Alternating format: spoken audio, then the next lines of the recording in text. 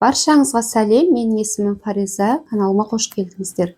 Бүгін сіздермен бірге осындай әдемі, дәмді саңырауқұлақ сорпасын жасап көрейік. Ең алдымен пиязды ұсақтап турап аламыз және сәбізді теркадан өткізіп, картопты төрт бұрыштылап турап аламыз. Саңырауқұлағымызды видеодағыдай бірге қылып турап алыңыздар. Және укропты осылай турап, сабақ жағын бөлек салып қойдым. Және чеснокты турап алдым. Сұйық майға пияз бен сәбізімізді қосып жақсылап қуырып аламыз.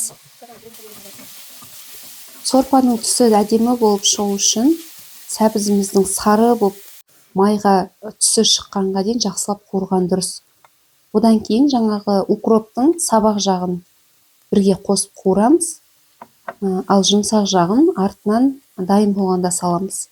Және чесногымызды саламыз. Мен қолданған барлық заттардың мөлшері описание бөлімінде жазып қойдым. Сол жерден қарап алсаңыздар болады. Шамамен 1 минуттай қуырып алғаннан кейін картопымызды саламыз. Картопты тура осы кезде салған дұрыс. Жай сорпа қайнап жатқан сорпаның үстіне сала салғаннан да осылай бір қуырып алғанда дәмді болады. Одан кейін дәмдеуіштерімізді саламыз. Мен қызыл бұрыш қолдандым, кішкене ашты бұрыш. Және тауық сорпасының дәмдеуішін салдым. Қара бұрыш, тұз. Және осындай рассыпчатый грибной бульон салдым. Егер көбік қолданатын болсаңыз, біреуі жеткілікті. Шамамен 1-2 минуттай картопымызды қуырып аламыз. Одан кейін саңырауқұлағымызды салып, жақсылап араластырып, саңырауқұлақтың суы шыққанға дейін шамамен 1 минуттай қазанның бетін жауып қою керек.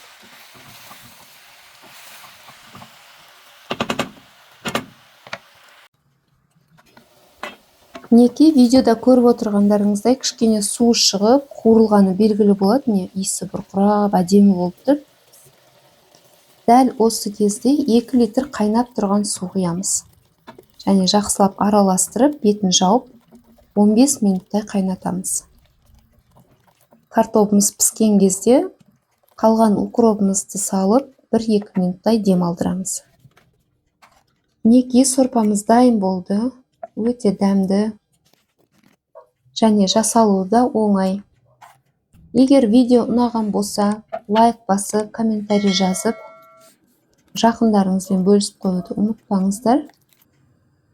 Видеоның соңына дейін қарағандарыңызға көп рахмет. Сіздерге ас болсын. Келесі кездескенше.